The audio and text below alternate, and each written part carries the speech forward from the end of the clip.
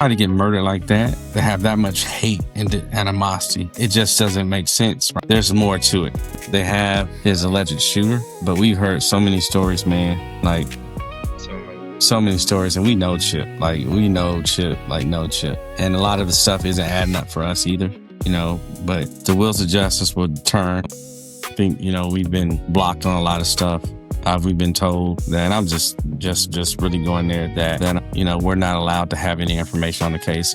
We being the siblings that was blocked by the wife and all this stuff, whatever. So, I'm past 50 now. I won't let up.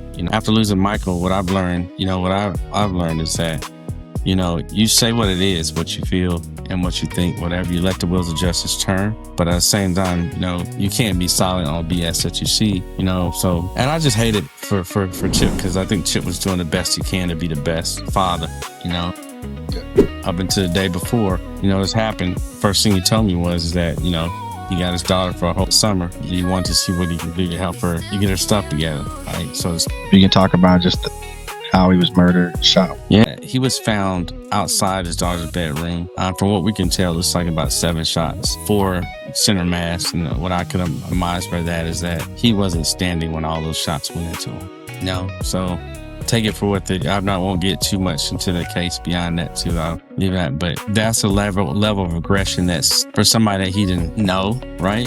To do that type of aggression.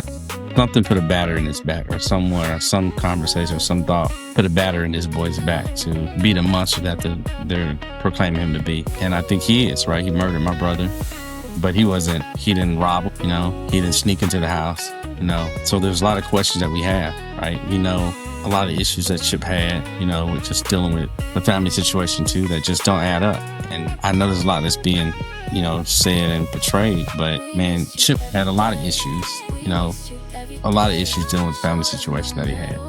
He can tell you is that it is not adding up to me, knowing Chip and just knowing how he is, how protected he is.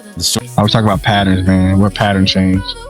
And like I said, Chip's pattern stayed the same. So then you just kind of, without digging deeper in, just saying what patterns changed throughout the whole thing. And that's kind of where we put our focus on, like, whether the patterns shift, and that'll tell you all the answers.